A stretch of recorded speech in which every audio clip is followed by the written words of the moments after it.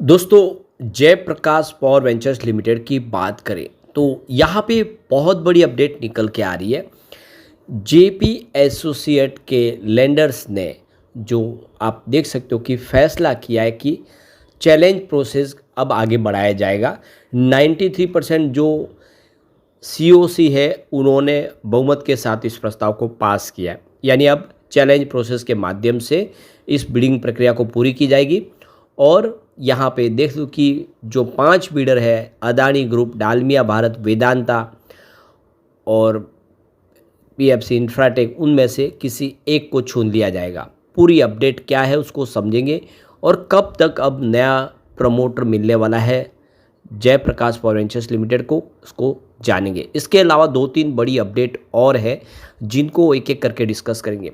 जैसे कि पिछले दिनों ही जेपी पावर ने ऐलान कर दिया कि वो सोलर प्रोजेक्ट लगाने जा रहे हैं। अब कंपनी रिन्यूएबल सेक्टर में तेज़ी से आगे बढ़ने की तैयारी कर चुकी है। ऐसे में क्या फ्यूचर है जेपी पावर का, जानेंगे इस वीडियो के माध्यम से। लेकिन फ्रेंड्स उससे पहले अगर आप पहली बार हमारे चैनल पे आए तो चैनल को सब्सक्राइब कर दीजिए, एक बेल आइकॉन दबा दीजिए ताकि जब भी नया वीडियो बने पहला नोटिफिकेशन आपको मिले। वीडियो पसंद आए तो लाइक से ज़रूर कीजिए। चलो फ्रेंड्स वीडियो स्टार्ट करते हैं। मैं हूँ आपका दोस्त एस बी दवे और हमारे अपने चैनल ऑनलाइन कमाई में आपका बहुत बहुत स्वागत है। सबसे पहले जयप्रकाश पावर वेंचर्स लिमिटेड के कारोबार की बात करें तो 18.52 पर आज क्लोजिंग देखने को मिली, जहां पे 0.71% की तेजी थी। अब जयप्रकाश पावर वेंचर्स लिमिटेड की बात करें तो यह स्टॉक एक समय 3 डिजिट में हुआ करता था 2008 के पहले। बहुत ही शानदार 134 के आसपास की प्राइस थी और उसके बाद इसमें गिरावट का दौर शुरू हुआ। सिर्फ इसमें नहीं, बहुत सारे स्टॉक जो ऊपर के लेवल से नीचे आए। बहुत भयंकर मंदी आई 2008 में। आप देखिए ये जो अमेरिका से जो मंदी का दौर शुरू हुआ पूरे विश्व में फैल गया, जिससे शेयर बाजार को बहुत नुकसान हुआ। लोगों ने बहुत सारा पैसा डुबाया और ये गिरावट का दौर लगातार जारी रहा। उसके बाद में आ गया 2020 में कोविड और कोरोना ने इसकी पूरी बाजार की कमर तोड़ दी और जिसका नतीजा ये रहा कि जयप्रकाश पावर वेंचर्स लिमिटेड मात्र 55 पैसे पे आ गया। यानी जो स्टॉक 137 के आसपास हुआ करता था वो 1 रुपये से भी नीचे आ गया और बहुत भारी लोगों को नुकसान कर गया। लेकिन वहाँ से अब अच्छी खासी इसमें रिकवरी हुई है और निचले लेवल से जिसने खरीदारी की उसको काफ़ी फ़ायदा भी हुआ है। अब हम जेपी एसोसिएट की बात करें तो पिछले दिनों लगातार इसमें अपर सर्किट लगे, स्टॉक 4 रुपये को क्रॉस कर गया। लेकिन अब जैसे ट्रेडिंग शुरू हुई है स्टॉक फिर से लोअर सर्किट की चपेट में आ गया, जिसकी वजह से 3.61 पर आ गया है। तो यहाँ पे फिलहाल अपर सर्किट और लोअर सर्किट का ही दौर चल रहा है। जैसे ट्रेडिंग होती है या तो लोअर सर्किट लगता है या फिर अपर सर्किट लगता है।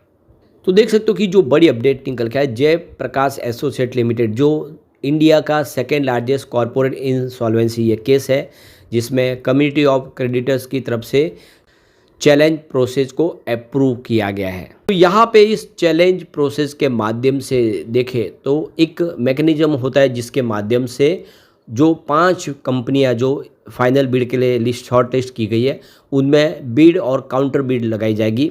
यानी एक दूसरे के सामने वो बिड कर सकते हैं और जो सबसे शानदार बिड लगाएगा वही यहाँ पे फाइनल बिडर साबित होगा। तो यहाँ पे करीब 93.1% जो क्रेडिटर्स थे वो इस मैकेनिज्म के सपोर्ट में थे और यहाँ पे 51% की रिक्वायरमेंट थी। 51% से ऊपर अगर वोट पड़ते तो इस मैकेनिज्म को अप्रूव किया जाएगा, इसको मान्यता दी जाएगी। और बिल्कुल यहाँ पे 93% वोट पड़े मतलब इसको मान लिया गया है।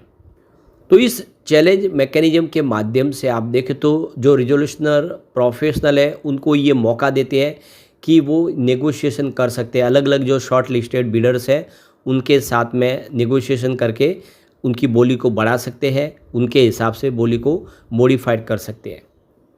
तो यहाँ पे देखो कि जो बोली दाता है वो जो बोली लगा रहा है दूसरे को पता नहीं कि क्या बोली है, क्योंकि यहाँ पे उसका खुलासा नहीं होता। ऐसे में आप देखें बोलियाँ जो है बढ़ चढ़ के आती है, क्योंकि हर कोई चाहता है कि ये कंपनी उनके हाथ से न जाए।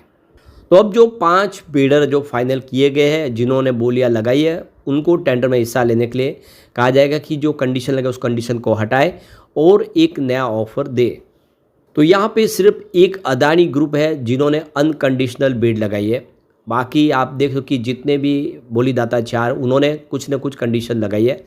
तो ये देख सकते हो कि यहाँ पे इसकी वजह से एक प्रॉब्लम क्रिएट हो, क्योंकि हर बोलीदाता अगर सेम उसी हिसाब से बोली लगाए तो छूने में आसानी होती है। लेकिन यहाँ पे अनकंडीशनल एक बोली और सामने 4 जो बोलियाँ है उसके सामने कुछ कंडीशन रखी गई है, उन्होंने अपनी शर्तें रखी है।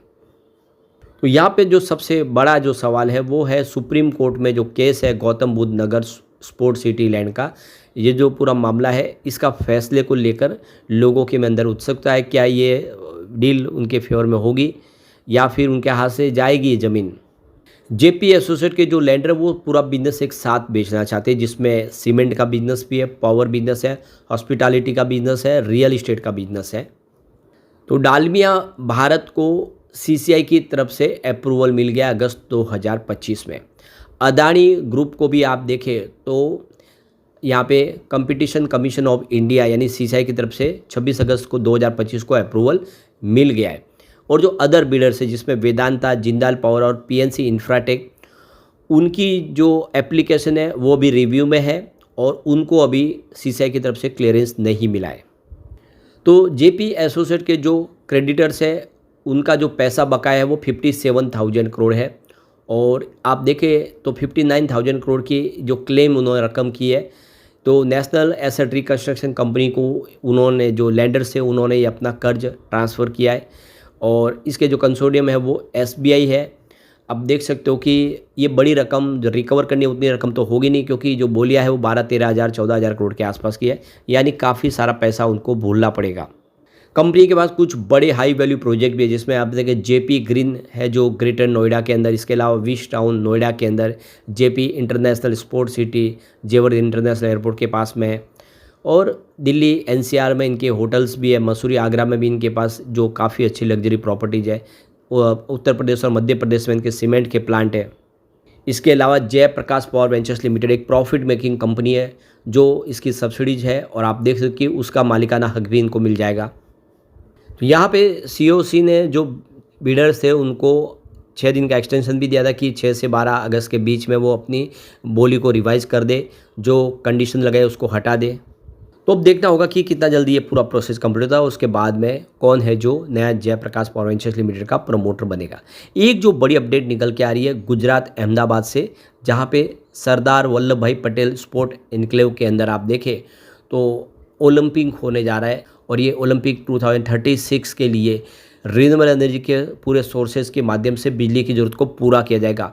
तो बड़ी तैयारी कर ली गई है और आप देखें करीब नरेंद्र मोदी स्टेडियम के आसपास की करीब 650 एकड़ ज़मीन के अंदर ये बड़ा इवेंट होने जा रहा है, जो आप देख सकते हो कि इसके अंदर 5,050 करोड़ रुपए के प्रोजेक्ट के माध्यम से 30 मेगावाट रिन्यूएबल एनर्जी हर दिन यहाँ पे उत्पन्न की जाएगी।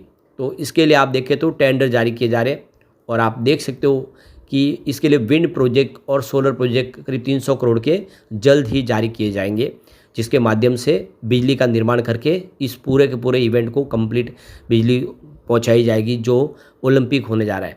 तो आप देखिए एएमसी की तरफ से जल्द ही यहाँ पे टेंडर जारी करने की तैयारी की जा रही है और आप समझ सकते हो कि बहुत बड़ा इवेंट होगा। इसमें काफ़ी सारी कंपनियों के लिए मौके हैं, जिसमें कि अभी ताज़ा जेपी पावर ने भी सोलर प्रोजेक्ट का ऐलान किया है। ऐसे में उनके लिए भी अपॉर्चुनिटी है और दूसरी जो कंपनियाँ चाहे वो सुजलॉन हो या रिलायंस पावर, उन सब के लिए मौके हैं। गुजरात से ये काफ़ी बड़ा एक इवेंट होगा ओलंपिक का, जिसमें बहुत सारी ऊर्जा खर्च होगी और वो सारी की सारी रिन्यूएबल एनर्जी के माध्यम से होगी। एक और अच्छी गुड न्यूज़ निकल के आ रही है, ग्लोबल इन्वेस्टमेंट रिन्यूएबल एनर्जी में ज़बरदस्त बढ़ गया है। आप देखिए फर्स्ट हाफ के अंदर 2025 के 10% का जंप देखने को मिला है, यानी ये जो ब्लूमबर्ग की रिपोर्ट के मुताबिक माने तो लगातार निवेश बढ़ रहा है। बहुत सारे निवेशक है जो रिन्यूएबल सेक्टर में निवेश कर रहे हैं। तो फर्स्ट हाफ में ही देखें तो $386 बिलियन का निवेश पहुंच चुका है, जो एक बहुत बड़ा इतिहास रच दिया एक तरह से देखें तो बिल्कुल एक अच्छा मौका है जेपी पावर जैसे एक शानदार शेयर में। जो जेपी पावर आप देखिए बुक वैल्यू के आसपास ही अभी इस समय ट्रेड कर रहा है। इसका पी रेशियो बहुत ही ज़्यादा कम है, दूसरी पेयर कंपनियों की तुलना में ये उससे काफ़ी सस्ता दिख रहा है। ऐसे में उम्मीद यहाँ पे बहुत ज़्यादा है। लेकिन फ्रेंड्स, कोई भी इन्वेस्टमेंट करने से पहले अपने फाइनेंशियल एडवाइज़र से एडवाइस ले लें या अपना खुद का रिसर्च करें, क्योंकि मैंने वीडियो आपके एजुकेशनल पर्पज़ के लिए ही बनाया। वीडियो पसंद आए तो लाइक से जरूर कीजिए और चैनल को सब्सक्राइब कर दीजिए। Thank you friends.